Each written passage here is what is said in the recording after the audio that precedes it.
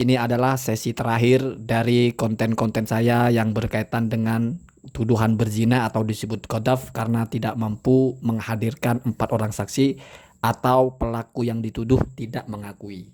Ada beberapa pertanyaan yang saya anggap sama. Poin dari pertanyaan itu yaitu mempertanyakan kalau memang harus ada 4 orang saksi, bagaimana dengan kasusnya Ariel, bagaimana dengan kasusnya Gisel. Sejatinya itu pertanyaan yang tidak terlalu nyambung.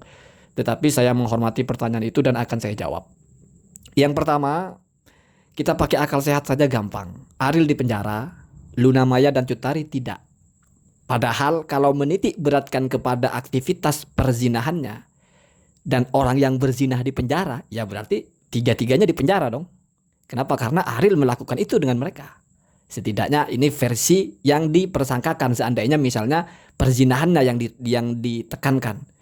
Tetapi ternyata kalau kita baca, undang-undang yang dijeratkan kepada Ariel itu bukan undang-undang perzinahan, tetapi undang-undang pornografi, ada juga undang-undang UU ITE, yaitu tentang penyebaran video yang kontennya konten porno. Jadi bukan soal berzinahnya, tetapi soal memvideokan dan video itu menyebar, dianggap lalai atau kurang menjaga yang disangkakan di situ. Dan ini tidak disangkakan kepada Cut Tari, tidak disangkakan kepada Luna Maya, sehingga hukumannya berbeda. Bahkan yang 2 sampai sekarang juga tidak dihukum. Artinya kalau memang fokus kepada aktivitas perzinahannya, Ariel di penjara karena berzina, ya pasti yang 2 juga sama dong. Masa iya cuman sebelah? Kan begitu. Ini kan logika gampang sekali. Bisa Anda baca itu. Apa yang menjerat Ariel Noah itu? Termasuk juga Gisel. Justru yang pertama ditetapkan bersalah, itu adalah yang menyebarkan videonya. Bukan yang melakukan. Kenapa? Karena penitik beratannya bukan soal mereka berzina atau tidak, tapi melakukan aktivitas porno. Artinya misalnya yang disebar itu tidak mesti perzinahan, 2 orang bugil-bugil lah misalnya, foto-foto telanjang atau mandi terus divideokan terus disebar, itu sudah sama dihukum juga. Jadi bukan menitik beratkan kepada kegiatan berzinahnya secara spesifik, tapi secara general kegiatan pornografi. Ini yang harus kita pahami. Makanya tidak relevan kalau kita bawa-bawa 4 orang saksi di situ. Apalagi protes polisinya dicambuk. Polisinya itu bukan yang menuduh. Dia menjalankan tugas di penjara ya di penjara. Kalau netizen yang tidak tahu menuduh-nuduh, ya masuk kepada qadzaf bagaimanapun. Makanya berhati-hati, berhati-hati. Kenapa? Karena dengan video itu tidak cukup, tidak diperbolehkan kita menuduh orang berzina dengan berbasis video.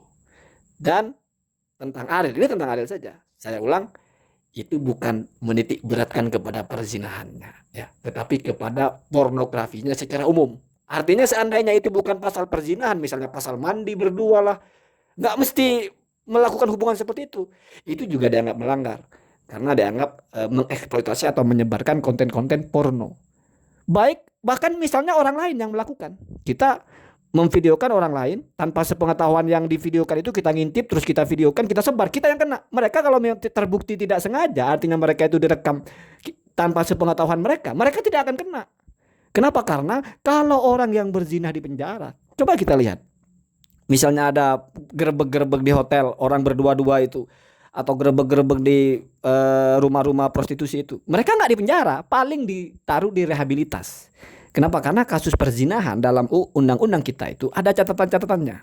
Misalnya salah satunya adalah perselingkuhan, artinya berstatus sebagai suami orang atau sebagai istri orang, dan dituntut atau ini karena delik aduan dan diadukan oleh orang yang berkepentingan, entah suami mengadukan istrinya atau istri mengadukan suaminya atau keluarganya, misal ayah mertuanya atau bapaknya. Jadi seperti itu.